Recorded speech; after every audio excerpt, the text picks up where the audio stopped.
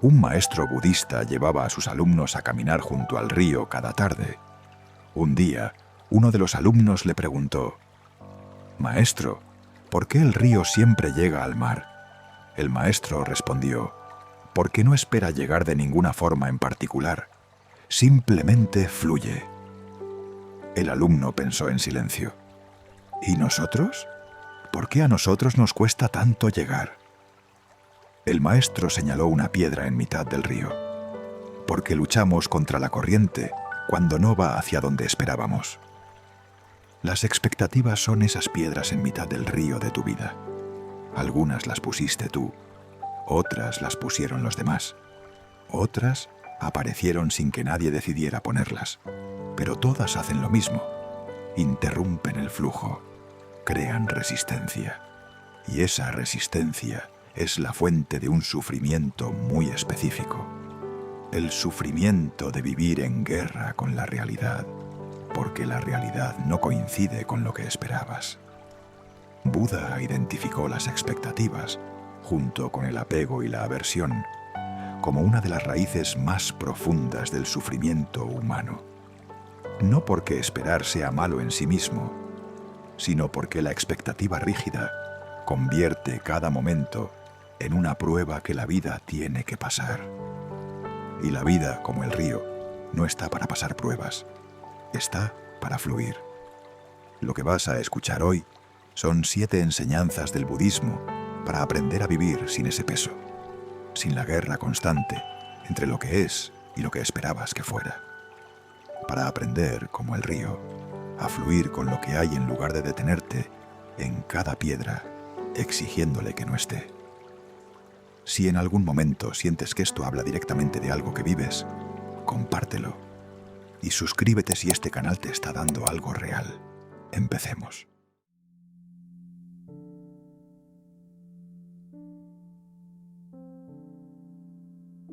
Hay algo en las expectativas que no solemos examinar, que son ficciones a las que tratamos como hechos.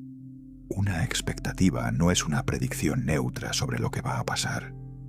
Es una versión específica del futuro que la mente construye y a la que luego se aferra como si fuera la única versión posible, como si cualquier otra forma en que las cosas pudieran desarrollarse fuera un error, como si la realidad estuviera obligada a respetar los planos que tú diseñaste en tu imaginación. Y el problema no es construir visiones del futuro, el problema es la rigidez, la diferencia entre tener una preferencia que es flexible, que puede adaptarse, que sigue siendo válida aunque las cosas lleguen de otra forma, y tener una expectativa que es un contrato cerrado, que la realidad tiene que cumplir o el sufrimiento está garantizado. Buda enseñó que el origen del sufrimiento no está en lo que ocurre, sino en el apego a que las cosas ocurran de una forma determinada. Ese apego, que en sánscrito se llama upadana, es exactamente lo que hace a la expectativa tan costosa. No que desees algo, sino que necesites que llegue exactamente así para poder estar bien. Piensa en las últimas veces que sufriste, no por algo concreto que pasó, sino por algo que no pasó como esperabas. El mensaje que no llegó en el tono que necesitabas, la reacción que no fue la que imaginabas, el reconocimiento que no llegó aunque creías que merecías recibirlo, el plan que cambió cuando lo tenías tan claro. En todos esos casos no fue la realidad la que te hizo daño, fue la distancia entre la realidad y la versión que habías decidido que debía ser. Cuando ves las expectativas como ficciones a las que te has aferrado, algo cambia. No dejan de doler de inmediato cuando no se cumplen, pero ya no puedes tratarlas como verdades que la vida traicionó. Son creaciones tuyas, y lo que tú creaste, tú puedes también aprender a soltar. Hay una práctica budista para empezar a ver esto con claridad. Cuando sientas la decepción de una expectativa no cumplida, antes de procesar el dolor de lo que no llegó, hazte la pregunta: ¿cuándo decidí que esto tenía que ser de esta forma? Porque hay siempre un momento en que la expectativa se formó. Un momento en que la mente tomó una preferencia y la convirtió en una exigencia. Y encontrar ese momento no borra la decepción, pero le devuelve la responsabilidad a quien le pertenece, no a la vida que no cumplió, sino a la mente que exigió.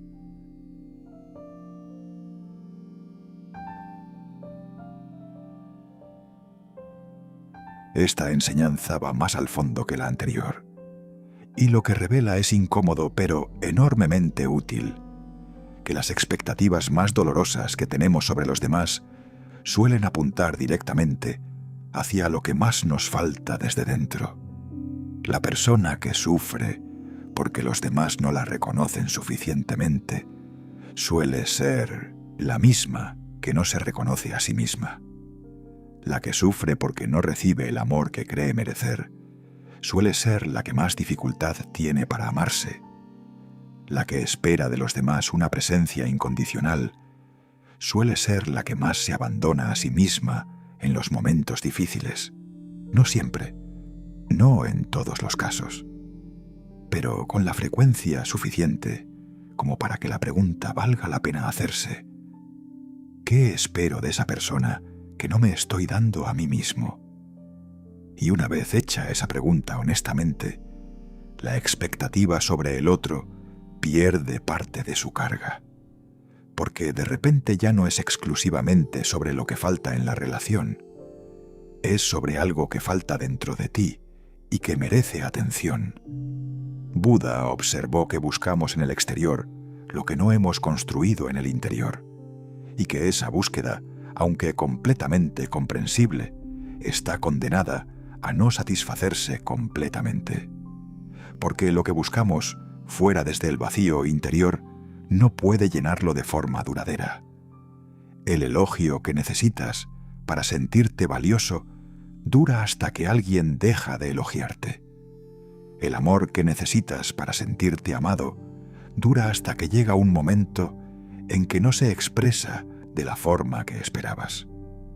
Empezar a darte internamente lo que buscas en los demás no significa cerrar el corazón ni dejar de necesitar relaciones.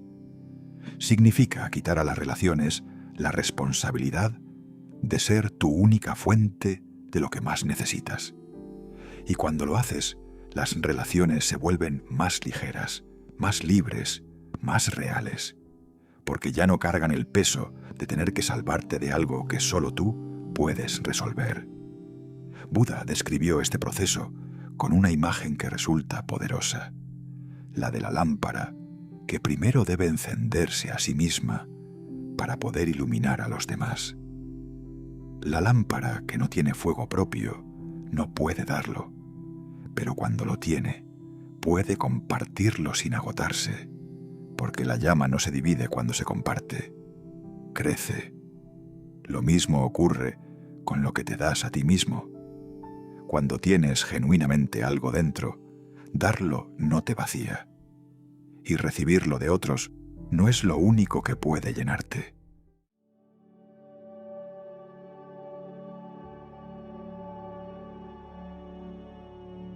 Hay una palabra que produce más sufrimiento del que parece posible para solo 3 sílabas: debería. Y sus variantes: debería haber sido, debería estar pasando, debería ser diferente, debería cambiar, yo debería ser de otra forma. Cada vez que dices debería en relación a cómo es algo, estás poniendo la realidad en el banquillo. Estás declarando que lo que existe está equivocado por no coincidir con lo que tú crees que debería existir. Y esa declaración, aunque a veces sea justa, tiene un coste que pocas personas calculan: el tiempo y la energía que gastas en el juicio sobre lo que es en lugar de en relacionarte con lo que hay. Buda lo enseñó con una claridad que ninguna otra tradición ha igualado. El sufrimiento surge de la resistencia a lo que es, no de lo que es, de la resistencia. Y el debería es la forma más directa de resistencia. Es el pulgar apuntando hacia abajo que le pone la realidad. Es la condena que impide ver con claridad qué puede hacerse con lo que hay. La alternativa no es la resignación. No es decir, todo está bien cuando no está bien. Es algo más matizado y más útil. Distinguir entre lo que puedo cambiar y lo que no puedo cambiar. Actuar en lo primero con todo lo que tengo y soltar la guerra con lo segundo. Sin debería. Con la claridad de quien mira lo que hay y elige qué hacer con ello. Esa claridad no llega mientras la mente está ocupada en el debería. Solo llega cuando el debería se suelta y lo que queda es simplemente lo que es. Y de lo que es siempre hay algo que hacer. Del debería, nunca. Hay una práctica muy concreta que los maestros budistas usaban cuando el debería aparecía. Parar un momento y preguntar, ¿qué hay aquí, tal como está? No qué debería haber, ¿qué hay? Esa pregunta, sencilla como parece, mueve la energía desde el juicio hacia la acción. Y la acción siempre produce más que el juicio. El debería no solo se aplica a las situaciones externas, se aplica también a cómo nos sentimos. Hay personas que sufren no solo porque las cosas no son como deberían ser, sino porque no se sienten como deberían sentirse. Deberían estar más tranquilos. Deberían haber superado esto ya. Deberían sentirse mejor. Y ese debería sobre los propios estados emocionales añade una capa de sufrimiento sobre el sufrimiento original. Es el equivalente emocional de pegar en la herida. Primero, duele lo que duele, y luego, duele que duela. Reconocer el debería en los propios estados emocionales y soltarlo produce un alivio que muchas personas no saben que está disponible hasta que lo experimentan.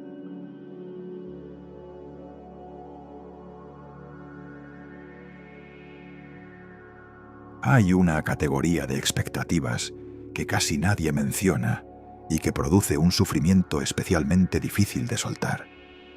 Las expectativas sobre el pasado. El cómo debería haber sido lo que ya fue. Cómo debería haber actuado esa persona en ese momento. Cómo debería haber salido aquella situación. Cómo deberías haber respondido tú mismo ante algo que ya ocurrió y que no puede cambiarse. El pasado que se analiza una y otra vez, buscando la versión en la que las cosas salieron diferente. Mejor, cómo deberían haber sido. Esa expectativa sobre lo que ya fue es la más inútil de todas, porque no tiene posible cumplimiento. El pasado ya fue. No puede ajustarse a la expectativa, porque ya terminó. Y sin embargo, la mente que lleva una expectativa incumplida sobre algo que ya ocurrió puede pasarse años en ese análisis, revisando, lamentando, buscando el error, que si no se hubiera cometido todo, habría sido diferente. Buda habló de esto con la imagen de las dos flechas. La primera flecha es el dolor del evento. Algo difícil ocurrió. Esa flecha ya llegó. La segunda flecha es el sufrimiento que te infliges tú mismo al insistir en que ese evento no debería haber ocurrido o debería haber ocurrido de otra forma. La primera flecha a veces no puede evitarse. La segunda siempre es opcional. La paz con el pasado no llega de entender perfectamente por qué las cosas fueron como fueron, ni de encontrar la lección que lo justifique todo. Llega de soltar la expectativa de que podrían haber sido diferentes, no porque fueran perfectas, sino porque ya fueron. Y el presente, el único tiempo donde puedes hacer algo, espera que le des la atención que merece, en lugar de gastarla en reescribir lo que ya no puede reescribirse. Hay algo que los maestros budistas enseñaban sobre el pasado que resulta liberador, que el pasado no es el enemigo de la paz presente, lo es la relación que tenemos con él. El mismo pasado puede vivirse como una herida abierta o como parte de lo que te convirtió en quien eres hoy. No porque el dolor que causó sea falso, sino porque puedes elegir si seguir viviendo dentro de él o aprender a llevarlo de otra forma. Y esa elección, aunque no siempre es fácil ni inmediata, es una de las pocas sobre las que tienes influencia real.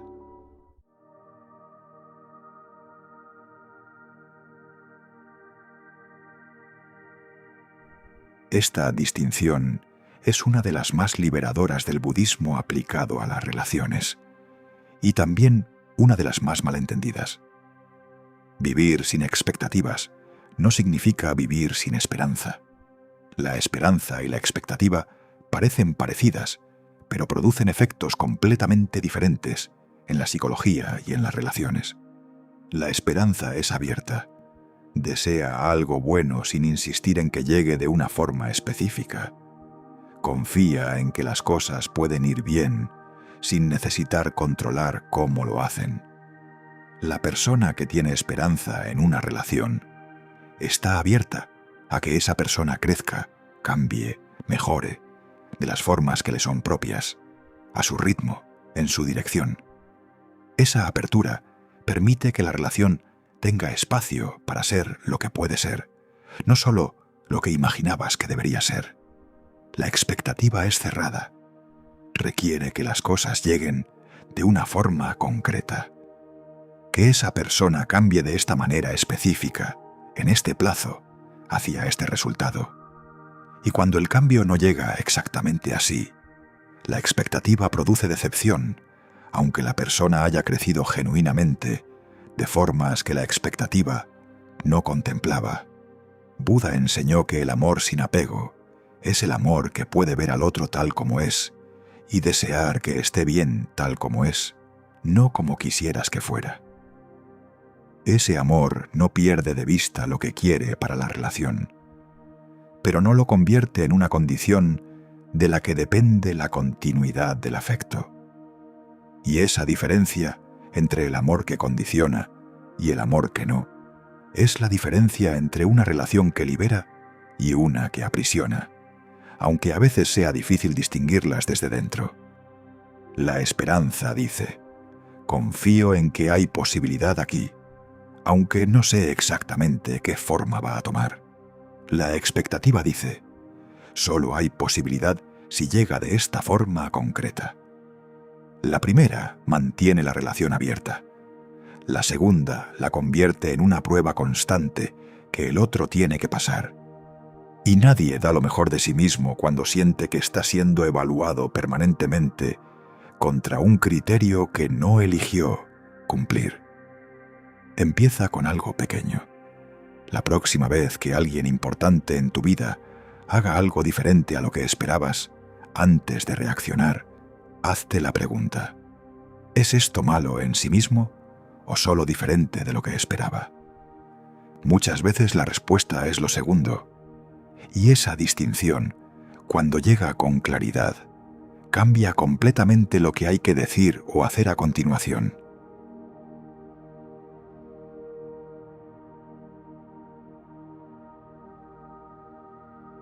Hay un tipo de personas que viven siempre en el siguiente momento, el que está esperando que algo llegue para poder empezar a vivir de verdad, el trabajo que mejore, la relación que comience, el dinero que alcance, la situación que se resuelva, y mientras espera, el presente pasa, no como algo que habría que soportar hasta que llegue lo bueno, sino como la única vida que existe, pasando sin que nadie esté dentro de ella. El problema con vivir en las expectativas sobre el futuro es exactamente este: roban el presente sin dar nada a cambio. La expectativa existe en la imaginación. El futuro que esperas no existe todavía. Y mientras la atención está puesta en lo que todavía no es, lo que sí es pasa desatendido. Las personas que están ahí mientras esperas a que llegue alguien mejor. Las posibilidades que existen mientras esperas a que lleguen otras mejores. los momentos que podrían estar llenos mientras los vacías con la espera. Buda enseñó que el único momento donde la vida ocurre de verdad es el presente, no el pasado que se revisa, ni el futuro que se anticipa. Este momento, y que la persona que puede estar completamente en este momento, sin una versión mejor de él que lo haga insuficiente, tiene acceso a algo que quien vive en la expectativa nunca puede tener: la experiencia directa de lo que es. No estoy diciendo que no planifiques ni que no trabajes hacia algo. Estoy diciendo que hay una diferencia enorme entre trabajar hacia algo desde el presente, disfrutando del proceso, creciendo en él, y soportar el presente mientras esperas que llegue algo mejor. El primero produce una vida llena. El segundo produce una vida postergada. Y la vida postergada, cuando miras atrás, siempre duele de una forma específica: la de haber estado ahí sin haber estado ahí. Los maestros budistas tenían una forma de describir la presencia plena que resulta muy concreta. Cuando caminas, solo caminas. Cuando comes, solo comes. Cuando hablas con alguien, solo estás con esa persona. No en la conversación que tuviste antes, ni en la que tendrás después. En esta. Ese nivel de presencia no es fácil de sostener, pero cada vez que lo practicas, aunque sea por un momento, te das cuenta de algo que la vida en expectativas nunca puede darte: que el presente, cuando se le da toda la atención, es mucho más rico de lo que parecía cuando estabas pensando en lo siguiente. Hay una práctica sencilla para empezar. Una vez al día, elige una actividad cualquiera que normalmente haces en piloto automático mientras piensas en otra cosa. Puede ser tomar el café de la mañana, puede ser el camino al trabajo, puede ser los primeros 5 minutos del día antes de coger el teléfono. Y en esa actividad, durante esos minutos, devuelve la atención al presente cada vez que se vaya, sin forzarlo, con la misma gentileza con que devolverías a un niño curioso que se ha alejado demasiado. Eso es meditación en su versión más accesible, y produce, con el tiempo, exactamente el tipo de relación con el presente que hace que las expectativas pierdan parte de su poder.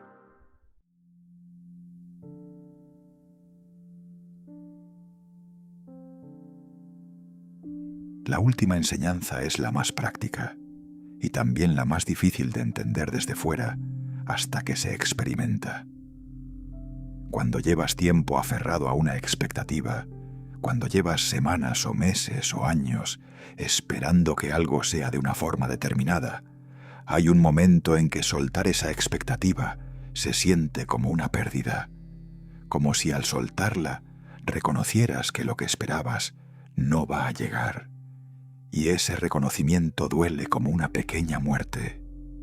Pero lo que pasa después de ese duelo pequeño, si te permites atravesarlo en lugar de huir de él, es algo que no ocurre mientras la expectativa sigue activa. Empiezas a ver lo que hay, no lo que debería haber, lo que hay. Y lo que hay, casi siempre, contiene algo con lo que trabajar, algo que construir, algo que agradecer, algo que cambiar desde la claridad en lugar de desde la frustración de que no es lo que esperabas. La persona que está contigo ahora mismo, no la que esperas que sea algún día. La situación que tienes hoy, no la que esperas tener cuando todo esté resuelto. Las posibilidades que existen ahora, no las que existirán cuando llegue el momento que esperas. Hay una frase de los maestros budistas que resume todo lo que este vídeo ha intentado decir. El sufrimiento no está en lo que tienes, sino en la diferencia entre lo que tienes y lo que esperas tener. Reduce esa diferencia y reduces el sufrimiento. No reduciendo lo que tienes, reduciendo lo rígido de lo que esperas. No estás renunciando a desear, estás renunciando a la guerra con lo que es. Y cuando esa guerra termina, la energía que gastabas en pelearla está disponible para algo completamente diferente. Vivir lo que hay con la misma intensidad y el mismo cuidado que antes ponías en esperar lo que no estaba. Eso es lo que significa vivir sin expectativas en el sentido budista. No una vida sin dirección ni sin deseos, una vida donde el presente no tiene que pedir disculpas por no ser el futuro que esperabas.